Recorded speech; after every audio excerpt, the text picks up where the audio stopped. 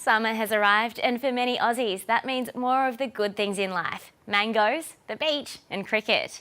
This year, the Ashes Test Series is in Australia, and fans around the country are getting in on the action. I went to Adelaide to find out where the famous Ashes rivalry began.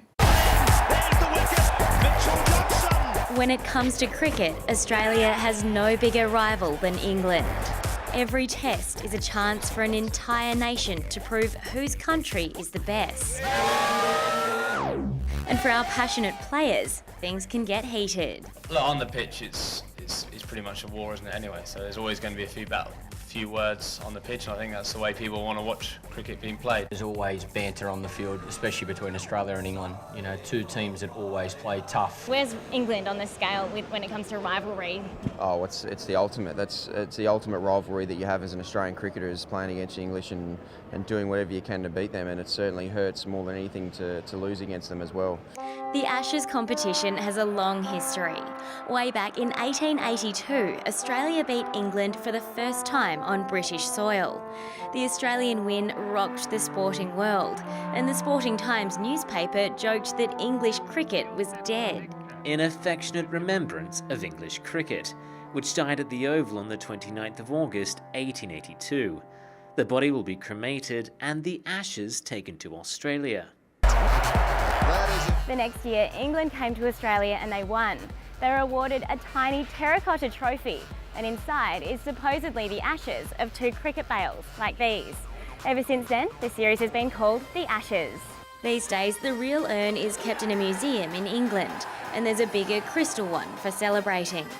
The two nations meet roughly every 2 years, and over the past 141 years, Australia and England have both won 31 series each, and there have been 5 draws. And Australia was all out for just 129. The matches are held alternately in England and Australia. There are 5 tests, and they're each played at different grounds. As a reward for their triumphs in England, the players were given a rare ticker tape parade through the city, and more than 200,000 people turned out to make it a spectacular tribute. Many players say this oval, Adelaide Oval, is the best in the world to play on. The groundsman is Damien Hoff. Damien, why is a pitch so important to cricket? I suppose it's the strip of grass out there that makes the game. What makes a good cricket pitch? Our aim is to produce a pitch that's got something in it for the quicks. Settles down to be a really good batting pitch in the middle part of the game, and then towards day 4 and 5 it starts to deteriorate. Do you ever get nervous before big games like the Ashes? Every game, yeah. Most games I get nervous. It's I suppose it's what you get paid for, is to roll out the pitch. So yeah, the nerves play a big part. But at the end of the day, we're there just to produce that pitch and leave it up to the cricketers to take the field and hopefully put on a good show.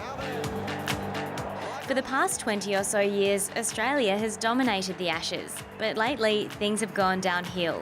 It's been 7 years since Australia has won, so let's hope for Damien's sake and the pride of our nation, while the boys are on home turf this time, we can bring the Ashes back to where they belong.